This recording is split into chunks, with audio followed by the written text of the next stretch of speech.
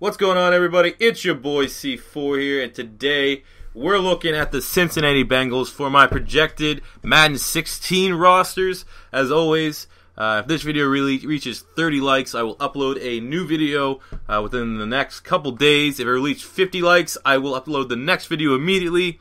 So yeah, get to liking the video, boys. So the last video we did the Chicago Bears. Hopefully you guys like that.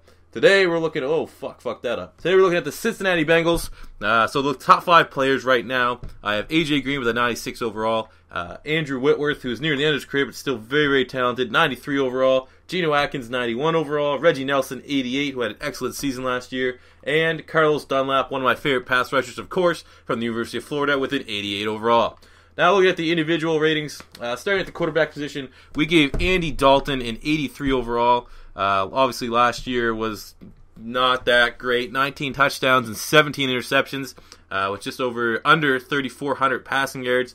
So definitely not exactly what you expected out of a guy that's supposed to be such a young, promising quarterback. I liked Andy Dalton a lot too when he came out of TCU. So I think an 83's overall is pretty fair for him. He definitely is looking for a big bounce back year next season. This might be, I don't know. This is like, the Bengals are just that constant underperforming franchise that, something has to change if they don't make the playoffs and win a couple playoff games this year.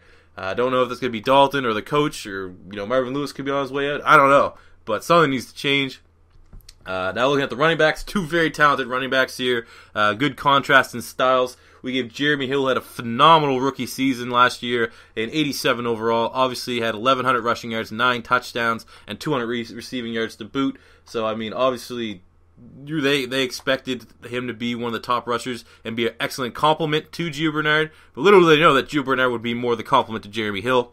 But Bernard is still very, very good running back. We gave him an 83 overall. Last year he had 680 rushing yards, 5 touchdowns, as well as 350 receiving yards and 2 touchdowns. So a good dual threat over the backfield. But it's pretty much safe to say that Jeremy Hill is going to be their main back right now. Now looking at fullback, we gave Ryan Hewitt 84 overall, really solid, good blocking.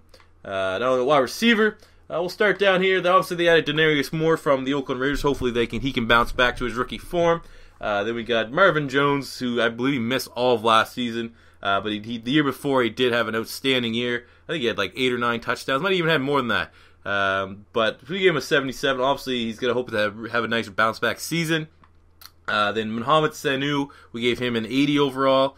Solid season last year with almost 60 receptions for 790 yards and 5 touchdowns. So he's an excellent complement to the main man, one of the best wide receivers in the NFL, AJ Green. Had some injury problems last year. Still managed to get over 1,000 yards and 6 touchdowns. Still one of the elite wide receivers in this league. So that's why his rating's at a 96. Especially with the inconsistent quarterback play of Andy Dalton, they still be able to produce at a very high level. It really speaks volumes just how talented and freakishly athletic he is.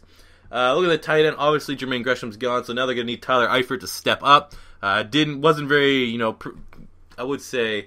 I remember out of college he was one of the top-rate tight ends, but he wasn't. Was he hurt last year? I don't really know what he only said he had 1 start here, according to. I don't watch a whole lot of Bengals games, but I do know he's talented. So we gave him a 76 based on the merit, but he's going to need to definitely step up this year and pick up the production now that Jermaine Gresham is gone. Looking at the offensive line, right tackle, like I said, Andrew Whitworth wasn't happy that they drafted Cedric, Ogbuehi, and Jake Fisher. Said, do not draft my replacement. They went out and drafted 2 tackles, but we're going to give him a 93 overall. And Ogbuehi there at 73. Could be a little bit higher, but he did have some injury concerns. And I think Jake Fisher's the better of the 2. But they still got 2 very talented offensive linemen out of the draft. But like I said, Whitworth's still one of the premier left tackles in the league with a 93. Then we get Clint Bowling, another underrated guard, 85. Was one of the top free agency players going into this year. Luckily, the Bengals were able to retain him. Russell Bodine, young center. We gave him a 74. Kevin Zeitler, again, one of the more solid guards in the NFL, 87. And a right tackle, Andre Smith with an 85. Then obviously you got Jake Fisher, the rookie, with a 76. I think Jake Fisher could even make the move into guard, but I don't think they're going to move on from. I don't think there's going to be a lot of room there with Zeitler and Bowling, but he is versatile to play both guard and tackle, so solid pickup there. Now look, left defensive end, my boy Carlos Dunlap at the University of Florida. We gave him an 88 overall. Obviously last year 8 sacks, most sacks on the defense that, I remember like maybe a year or 2 ago, maybe it was just a lack.